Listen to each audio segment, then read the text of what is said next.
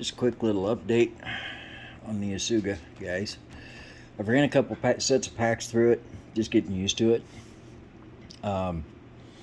It is very, very quick. It's also very, very stable. It does not want to roll over. So, even though it's 6S, this wouldn't be a bad first RC at all. Like I said, it's very stable. It's 4-wheel drive. It's very durable. The only thing that I had to do, because most of my 3S packs that I have are hard cases, is I did have to make a slight modification to the battery tray because it is originally set up for soft sides, but I did it in such a way I could do both. And I do have some soft side packs coming. I put a PureTech battery hold down in there instead of the included straps,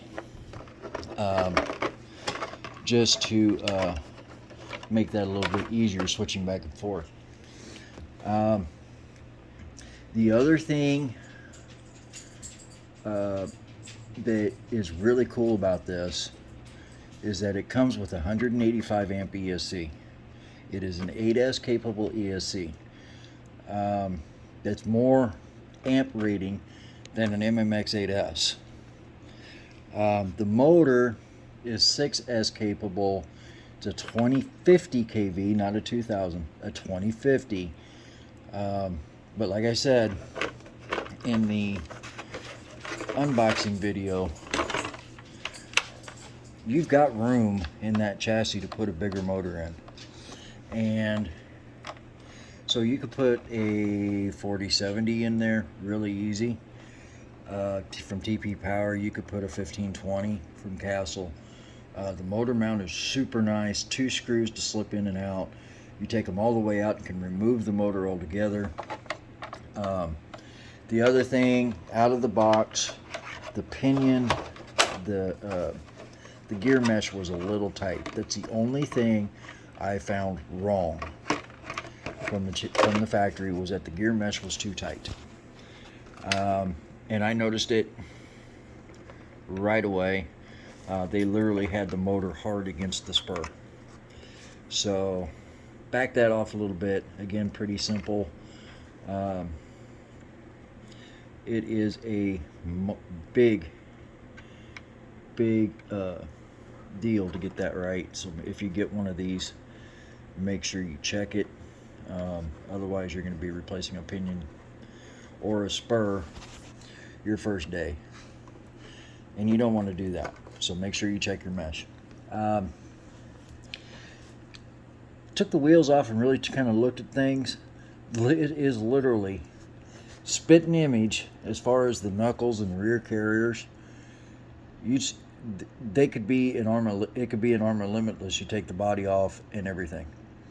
Okay, it's the similarities between this and an Arrma are very, very, very close. There's a mutual bloodline there as far as design. But I've been jumping it a little bit on pavement. It's handled it fine. Curb hopping, not a problem. Launching it off speed bumps at full throttle, not a problem. Going down steps, not a problem. It just, the suspension just eats them up. I've made no changes. Again, I'm not going to make any changes, but I've made no changes to the suspension, to the tuning, nothing. It is as it came out of the box, and it's going to stay that way. I've actually put a challenge up on Facebook, and anybody who wants to participate in this, feel free. I have challenged a brand new X-Max owner who has a brand new bone stock X-Max. For anyone who wants to take me up on the challenge, neck and neck for the next 6 months, keeping everything bone stock, not changing a thing. See who replaces more parts. And I'm not being easy on this chassis at all. Okay, I'm not babying it. I'm running it for all she's worth, and we're gonna see what happens. I'm going to do, basically, if there's any parts replacement or anything that needs to happen, there'll be a video on it describing what broke, how it broke, so on and so forth. And so far, it's not showing any signs of weakness. The only thing that concerns me is, like the Arrmas, the pillow balls, you know, they'll probably start to get a little play at some point.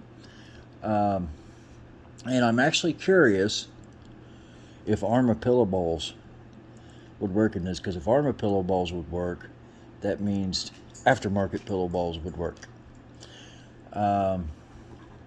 The knuckles, like I said, the front knuckles are so similar that I honestly think you could run scorched front knuckles for a Limitless on it. You could probably run the rear carriers as well. They are that similar. The shocks, installation of the shocks is pretty much the same. The standoffs for the shocks on the back are pretty much the same. So a lot of the aftermarket Arrma stuff may actually fit on this chassis, which would be really cool if that would work out. Because that means you have an immediate aftermarket.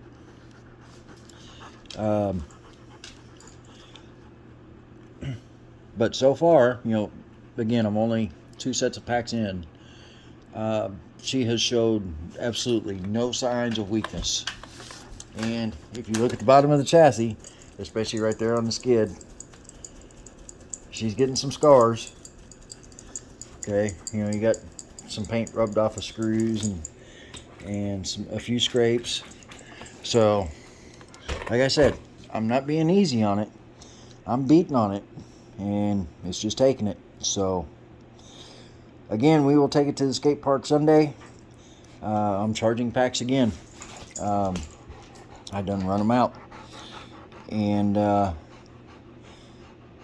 full packs, she is warm. I wouldn't be so warm to be concerned, but she does get warm. That motor does get pretty warm. I honestly think that an 1100 kV would be more suited. Somewhere between 1100 and 15.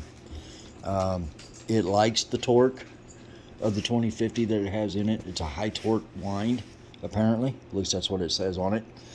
I think it could actually use more. That may be after the 6 months something we look at. If the motor goes before then, which I doubt, but if it does, then we'll look at that as well. As far as a replacement. But like I said, this has been it's a blast. This thing just handles. It does not want to roll over. It will slide before it rolls. Things that would cause other, you know, short course trucks or trophy trucks or desert racers to flip over, this just slides through. So very, very stable because of that extra width of the XLR, the longer arms. Anyway, guys, that was a quick update on the Yasuga, and kind of getting the challenge out there a little bit. If you have a brand new X-Maxx and you want to go neck and neck, give me a holler. We'll figure out how to get videos posted. Whether you do it on a YouTube channel of your own and tie it to and refer to mine, whichever. Let's put them to the test. Let's see what happens. Hi, Hachi. How are you? Say hi to everybody. All right. Have a good day, guys. Bye.